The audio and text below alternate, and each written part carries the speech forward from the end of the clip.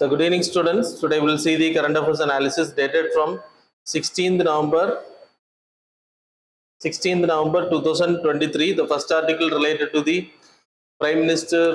So yesterday launched panna Pradhan Mantri, particularly vulnerable tribal groups development mission.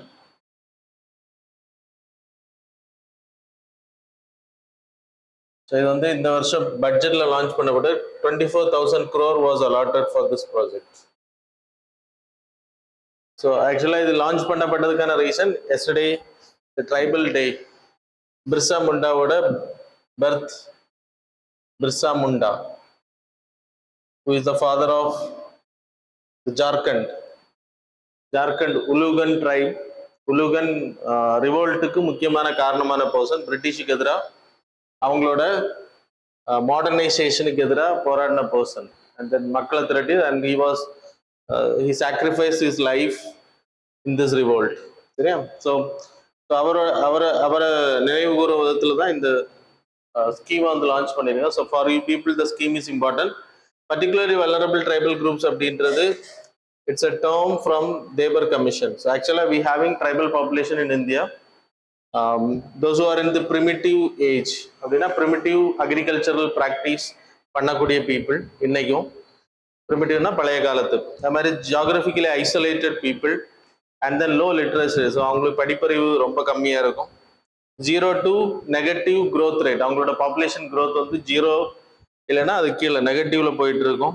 Hunting practices தான் பண்ணிட்டு இருப்பாங்க. அவங்களோட அப்போ விவசாயம் பண்ணுவாங்க. விவசாயம் பண்ணாலுமே பழைய காலத்து டெக்னிக்கை தான் பயன்படுத்துவாங்க. மாடர்னைஸ்ட் ஆகிருக்க மாட்டோம். ஸோ அந்த மாதிரி ட்ரைபல் குரூப்ஸை பர்டிகுலர்லி வல்னரபிள் ட்ரைபல் குரூப்ஸ் அப்படின்னு சொல்லிட்டு நம்ம பிரிச்சிருக்கோம். 1973 there is a Debar Commission was appointed. Debar Commission was appointed by the government. And 1975 they submitted the report. And the report 52 tribal groups were recommended as primitive tribal groups அப்படின்ற கேட்ட. அன்னைக்கு particularly vulnerable tribal குரூப்ஸ்ன்ற recommend பண்ணல, primitive tribal groups அப்படின்ற பேர்ல recommend பண்ணாங்க. அந்த 1975 இருந்து more than 23 were added. அப்போ 75 ஆயிடுச்சு. 75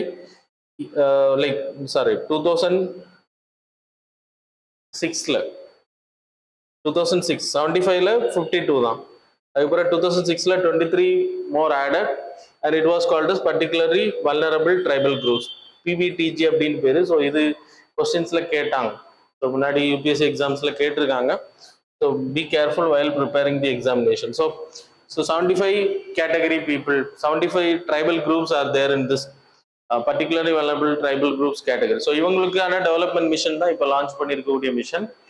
ஸோ இந்தியாவை பொறுத்த வரைக்கும் we having tribal population கிட்டத்தட்ட 2.8 million particularly vulnerable tribal groups இருக்கிறதா சொல்லப்படுது. அதில் அதிகமான ட்ரைபல் பாப்புலேஷன் இருக்கக்கூடிய ஸ்டேட்ஸ்ல பர்டிகுலர்லி வல்னரபிள் ட்ரைபல் குரூப்ஸ் இருக்கிறது ஒடிசா 8,66,000. அது மாதிரி அடுத்தது மத்திய பிரதேஷ் 6,09,000. அதுக்கு அடுத்து ஆந்திர பிரதேஷ் இன்க்ளூடிங் தெலுங்கானா 5,39,000. ஸோ இவங்க இருக்கக்கூடிய பகுதிகளில் critical infrastructure development, that is critical infrastructure means road, அப்புறம் எலக்ட்ரிசிட்டி, வாட்டர் ஃபெசிலிட்டிஸ், அப்புறம் health care, connectivity, so housing, education, அவங்களுக்கு தேவையான எல்லா ஃபெசிலிட்டிஸையும் பண்ணி கொடுக்கறது தான் இந்த scheme. So it's a amalgamation of all the scheme. ஆக்சுவலாக பிஎம் சதக் யோஜனா அது வரும், அப்புறம் ஜல் சக்தி மிஷன் இது கீழே வரும்.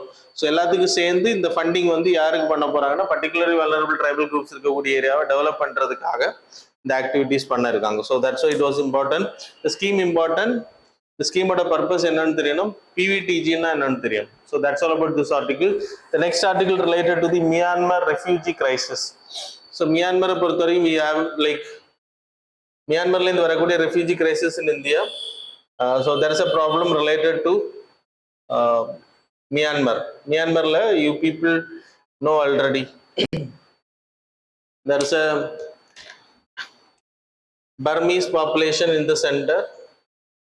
அப்புறம் இது டோட்டலா மியான்மர் ஏரியா.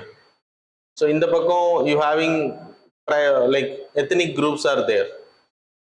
ஸோ இந்த பக்கம் we having India as a border, Arunachal Pradesh, அப்புறம் நாகாலாந்து, தென் மணிப்பூர், அப்புறம் Mizoram.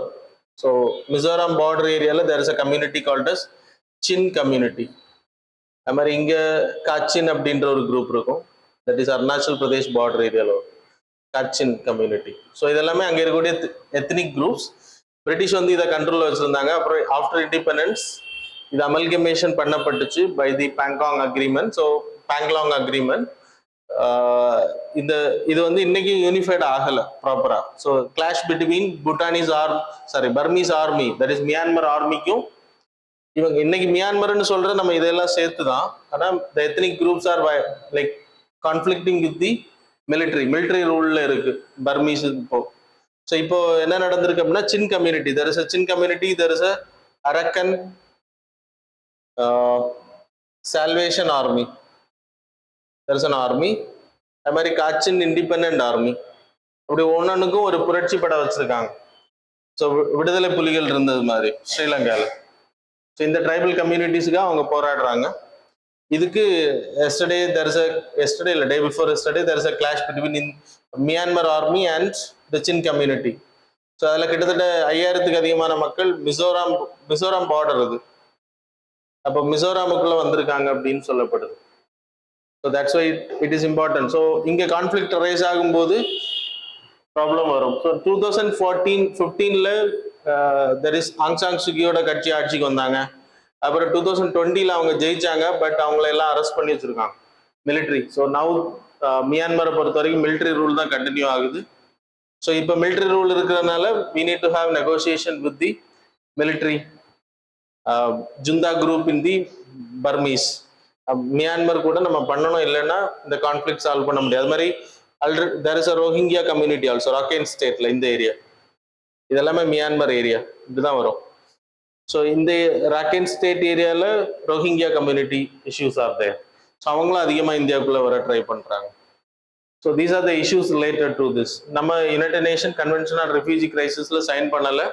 So we can stop the incoming of ரெஃப்யூஜியை வந்து நம்ம ஸ்டாப் பண்ண முடியும், பட் ஹியூமனிடேரியன் பேசிஸ்ல நம்ம ஹெல்ப் பண்ணுறோம். ரோஹிங்கியா கிட்டத்தட்ட 20,000 பேர் இந்தியாவில் இருக்காங்க.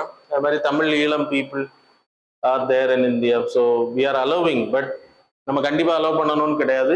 இந்த கன்வென்ஷன்ல சைன் பண்ணவங்க கண்டிப்பாக அலோவ் பண்ணி தான் ஆகும், but we are not allowing. We never signed it. So that's all. Then defence minister Rajnath Singh வந்து ஏஷியானோட defence plus meeting, defence ministers meeting plus, so அதில் கலந்துக்கிறதுக்காக இந்தோனேஷியா போயிருக்காரு. That's why it came in news. So ஏஷியானை பொறுத்த வரைக்கும் there are 10 countries, 5 Southeast Asian countries,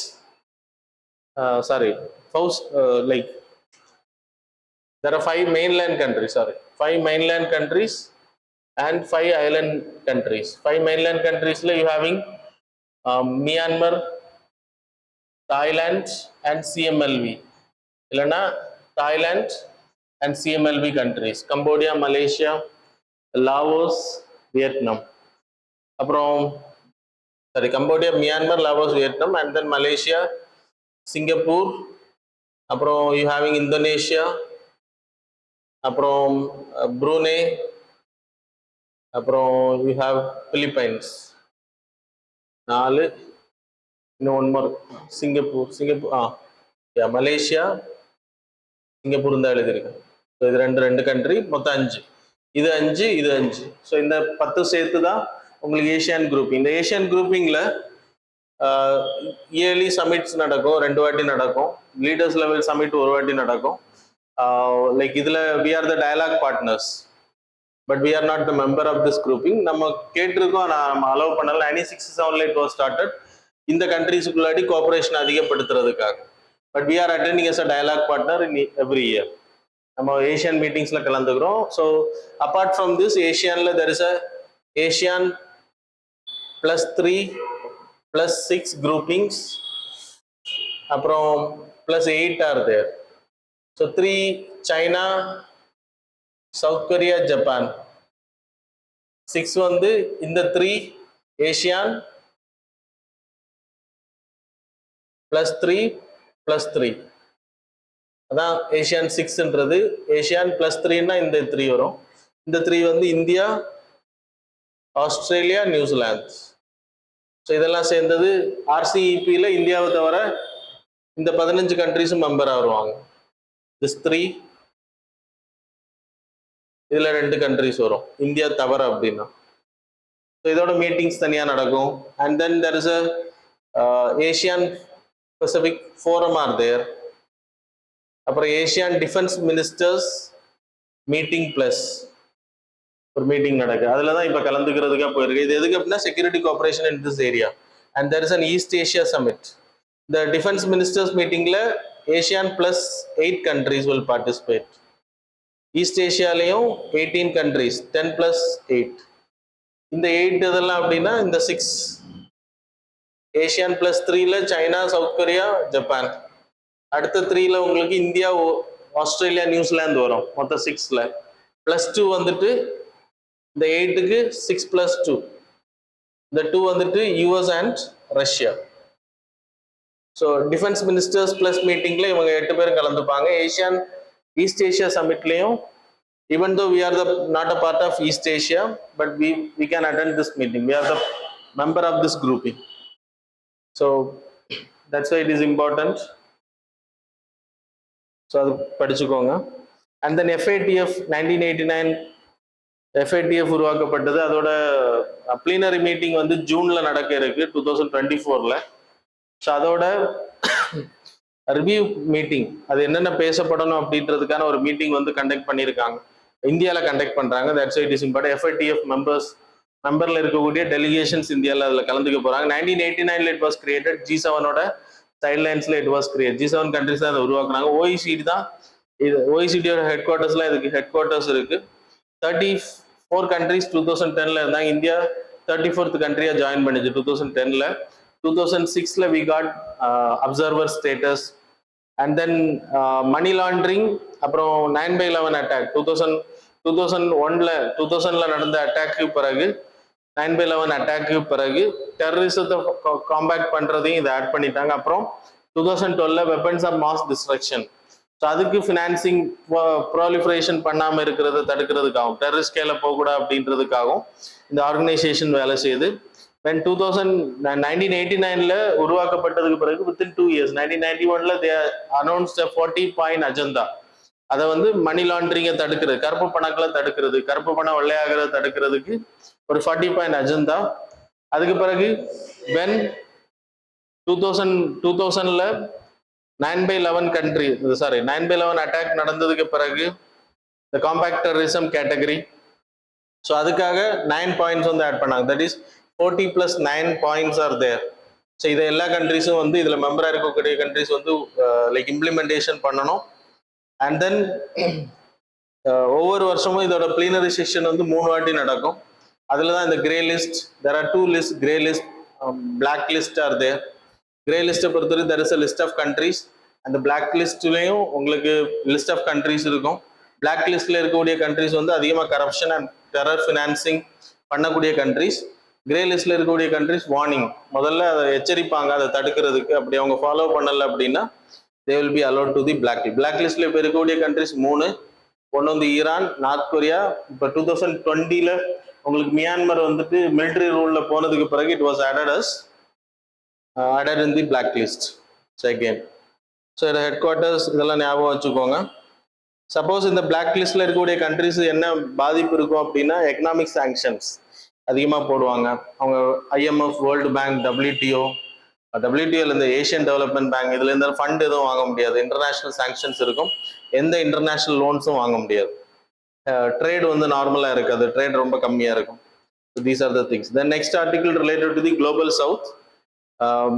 அதோட second voice meeting நம்ம 1 மாசத்துக்கு முன்னாடி we seen the first meeting. இதோட ஃபர்ஸ்ட் மீட்டிங் நடந்தது. There is a Brandt line.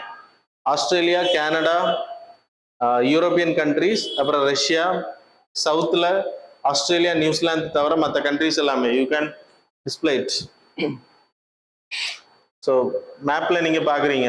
So இந்த மேப்பில் இருக்கக்கூடிய இந்த பிராண்டட் லைன் தான் உங்களுக்கு there is a global south அப்படின்ற நார்த்துக்கும் சவுத்துக்குமான டிஃபரன்ஸை சொல்லுது.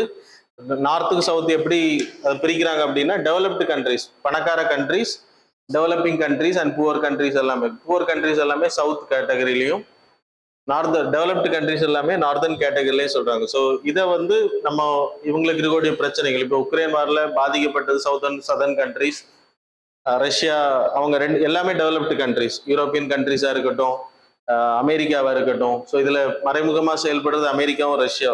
டைரக்டா ரஷ்யா, அமெரிக்கா வந்து மறைமுகமாக இந்த வாரில் இருக்காங்க. அப்போ பாதிக்கப்படக்கூடியது இதனால யாருன்னா டெவலப்பிங் கண்ட்ரிஸ். ஸோ அதை வாய்ஸ் அவுட் பண்ணுற விதமாக அவங்களோட தேவைகளை, இல்லைன்னா இவங்களுக்கான ஒரு குரூப்பிங், இவங்களோட வாய்ஸை வந்து கேட்கறதுக்காக வாய்ஸ் ஆஃப் குளோபல் சவுத் அப்படின்ற ஒரு கான்செப்டை, ஒரு மீட்டிங்கை நம்ம உருவாக்கணும். ஃபர்ஸ்ட் மீட்டிங்கை மோடி தான் தொடங்கி வச்சாரு. அதுக்கப்புறம் செகண்ட் மீட்டிங்கும் அவர் தொடங்க இருக்காரு. இன்னைக்கு அது ஆரம்பிச்சிருவான்னு நினைக்கிறேன். ஸோ இதில் இந்த குளோபல் சவுத் கண்ட்ரிஸோட டெலிகேஷன்ஸ் வந்து ஸ்பீக், அவங்களோட பெர்ஸ்பெக்டிவ் என்னது, என்னென்ன மாதிரியான ரிஃபார்ம்ஸ் வந்து யுனைடெட் நேஷன் இந்த மாதிரியான ஆர்கனைசேஷன்ல வாங்கணும் அப்படின்றத பத்தி பேசுவாங்க. இது ஒரு குரூப்பிங்கா மாறுறது, it will take time, but it's the concept. So next article, Indo Pacific economic framework, IPEK அப்படின்ற ஒரு forum May 2023 it was launch. US தான் இதை லான்ச் பண்ணாங்க. இந்தியா உட்பட 14 கண்ட்ரிஸ்ல இருக்கு. India, US, Australia, Brunei, Pacific ஓஷன்ல இருக்கக்கூடிய மெயின் கண்ட்ரிஸ் எல்லாமே இதுல வரும். 40% of GDP, 20% of the trade of goods and services பண்ணக்கூடிய கண்ட்ரிஸ். இதுல மெயினா 4 பில்லர்ஸ். இது மெயினா இதோட ஆம்பிஷன்ஸ் என்ன அப்படின்னா, ஃபேர் அண்ட் ரெசிலியன்ட் ட்ரேட், அப்புறம் சப்ளை செயின் உறுதிப்படுத்துறது, ஒரு கண்ட்ரியை டிபெண்ட் பண்ணி இருக்க வேண்டியது இருக்கக்கூட, கிளீன் எக்கானமியை உருவாக்குறது, clean energy, clean economy and fair economy. அப்படின்னா டாக்ஸேஷன் எல்லாம் ப்ராப்பராக இருக்கணும், யாருமே ஏமாற்றக்கூடாது. அப்புறம் ஆன்டி கரப்ஷன்ஸ், பிளாக் மணி உருவாகக்கூடாது, இதெல்லாம் தடுக்கிறதுக்காக இதுல அக்ரிமெண்ட்ல வரக்கூடிய கண்ட்ரி இப்போ 14 கண்ட்ரிஸ் ஒப்பந்தத்தில் வந்திருக்காங்க. அந்த 14 கண்ட்ரிஸும் எல்லா 4 பாயிண்ட்டையும் இம்ப்ளிமெண்ட் பண்ணணும்னு கிடையாது, அவங்களுக்கு கன்வீனியன்டான பாயிண்ட்ஸை இம்ப்ளிமெண்ட் பண்ணலாம். இந்தியாவை பொறுத்த வரைக்கும் 3 பாயிண்ட்டை நம்ம சைன் பண்ணியிருக்கோம். சப்ளை செயின் ரெசிலியன்ஸ், அதில் இருக்கக்கூடியது கிளீன் எக்கானமி, அப்புறம் ஃபேர் எக்கானமி. இந்த 3ஐயும் நம்ம சைன் பண்ணியிருக்கோம். மற்றது எல்லாமே வந்து மற்ற ஒன்று வந்து நம்ம லேட்டரா, ஏன்னா ட்ரேட் வந்து ஃபேர் அண்ட் ஈக்குவலைஸ்டு டேரிஃப் வந்து எல்லா கண்ட்ரியும் நம்ம கொடுக்க முடியாது, அதனால அதில் மட்டும் நம்ம சைன் பண்ணலை. So that's all about this group. Then Sagar Kavach அப்படின்ற ஒரு exercise between the navy, Indian coast guard, that is naval, Indian coast guard naval பார்ட்டில் தான் வரும். அது மாதிரி இன்டெலிஜென்ஸ் பியூரோ, அப்புறம் கோஸ்டல் போலீஸ், கஸ்டம்ஸ், இவங்க எல்லாம் சேர்ந்து ஒரு சிஏஎஸ்எஃப், இவங்க எல்லாம் சேர்ந்து ஒரு செக்யூரிட்டி எக்ஸசைஸ் கண்டக்ட் பண்ணியிருக்காங்க. இன் தி ஓஷனிக் ஏரியா, கேரளாவில் இதை கண்டக்ட் பண்ணியிருக்காங்க. Then next article related to the Nirbhaya cruise missile, indigenously made subsonic missile நம்ம உருவாக்குனது. டிஆர்டிஓ தான் இதை கிரியேட் பண்ணி, இதை இப்போ முன்னாடியே உருவாக்கிட்டாங்க, இப்போதான் ஆர்மி, நேவி லைக் இதில் இண்டெக்ட் பண்ணுறாங்க ஆர்மியில். So that's why it came in new. 6 meters height, 1500லேருந்து 1600 kg, 1000 kilometers வரைக்கும் தாக்கக்கூடிய 0.7 மேக்ஸ் ஸ்பீடில் இது வந்து இந்த கன்வென்ஷனல் வெப்பன் அண்ட் நியூக்ளியர் வெப்பன்ஸே எடுத்துட்டு போகும். So these are the things are important related to the exam. So that's all about the current affairs. Now we will move on to the MCQ.